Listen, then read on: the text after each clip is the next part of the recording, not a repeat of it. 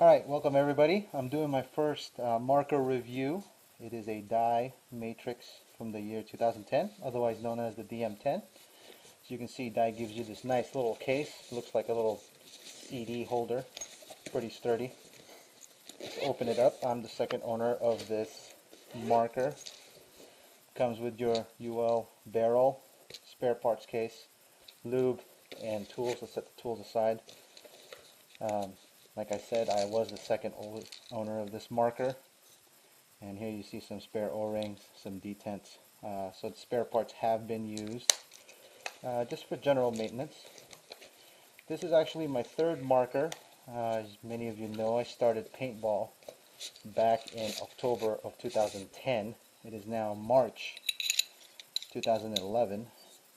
Let's put the barrel together here. Put that right there.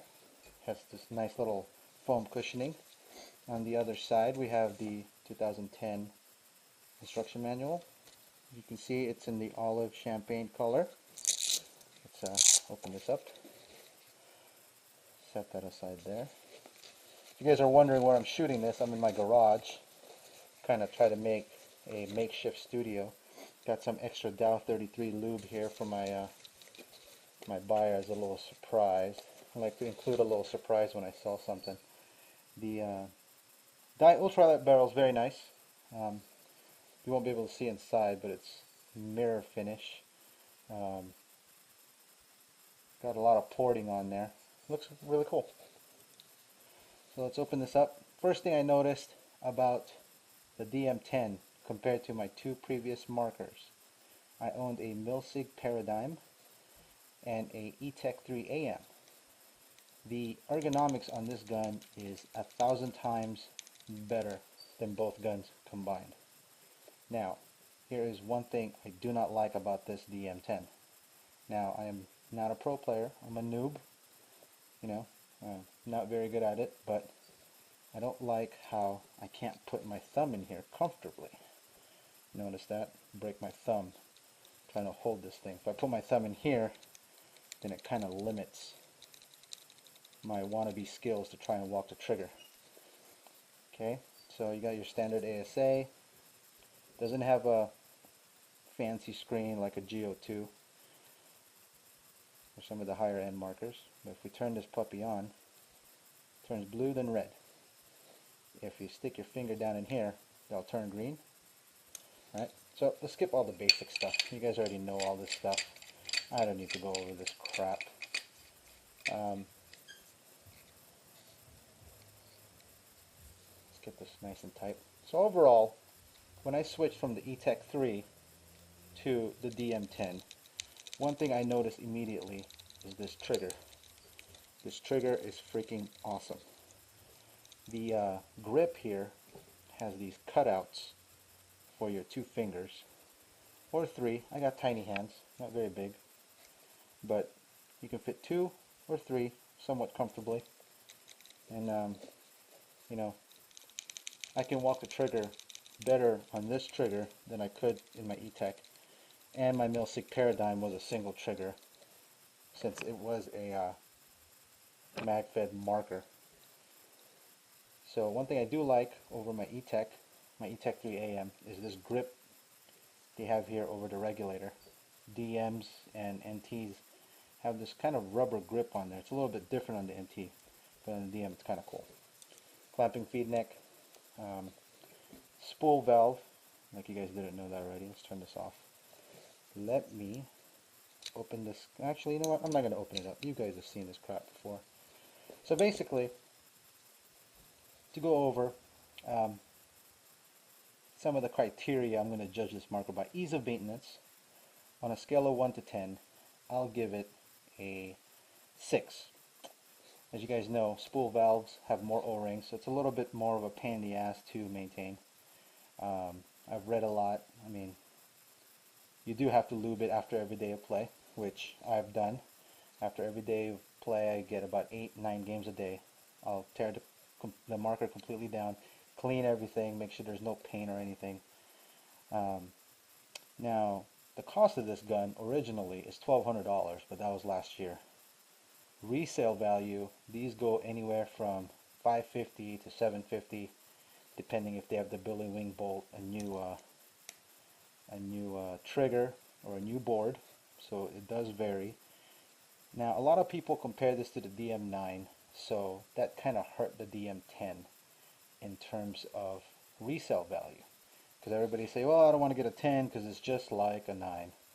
Um, you know, everybody has repeated that over and over again in videos, so I won't repeat it. Um, Now, the other criteria I want to judge this on is how smooth it is. Compared to my Paradigm, this thing is butter. Paradigm was a mechanical uh, marker, you know, supposed to simulate a real assault rifle, so that had a lot of kick. This is very smooth. Um, if the Paradigm was a 1, in a scale of 1 to 10, this would be a 9. I'm sure there's, you know, other stuff out there that's smoother, or I haven't too. I never touched this gun. Never touched the LPR. Um, you know, I always touch the HPR according to whatever the chrono rules are at my field, and then I just lube it. So I didn't do any real tuning. Never touched the dwell, so it's stock at 18. You know, they say you turn this out 2.5, 3 turns, set the dwell at 21. That's how Ironman set their markers, but never messed with it because I loved it the way it was. So for kick, Paradigm's a 1, this is a 9. Now, sound signature. How loud is this puppy? Oh, I forgot to mention, if we compare this to an E-Tech would be about a 6 or a 7 compared to the Paradigm. This would still be a 9. So 179, Paradigm, E-Tech, DM10. Now, sound signature. How loud is this guy? Again, the Paradigm being a 1, this would be a 10, and again, I would put the E-Tech 3 AM at a 7. So significantly quieter and significantly smoother. So some pros and cons. One, I love this trigger. Very easy to walk the trigger. If I ever want to get into speedball or anything where that's required, I only play walk-on, woods ball stuff, not hardcore. I just do this for fun, take out my frustrations. That's a great pro. Um, it's very smooth, very quiet. Now, here are some cons. Spool valve, pain in the ass to maintain. Um, the good thing about that is if it goes down, there's usually just one O-ring that's the problem. That's the boat sail O-ring. It's the red one inside the spool valve there. Pop a new one in, you're good. Another con is the resale value on this guy has been hurt by the DM10. The DM11 has the ergonomics of the NT, has the, I think it has a wraparound grip. This always bugged me. This is another con. I don't like the cold feel of aluminum right here. You know what I mean? Just doesn't feel right. I mean, if we have to nitpick, I like the NT's ASA better, where it comes out the side here, goes into the front. So, on a scale of 1 to 10, overall, I will give this a value of 8.5, just because the resale value is hurt because of the DM9, and the DM11 has, I wouldn't say significant improvements, but enough that, you know, it'll make people kind of skip this model and go straight to the 11, or just go cheaper and go to the DM9. So I'm doing this review for a friend, E-Tech girl on Pinocchio Army on Tech PB, and she wanted me to review it before I sold it. I did sell her. Her name is Phoebe. I sold her to Ed Q in Florida.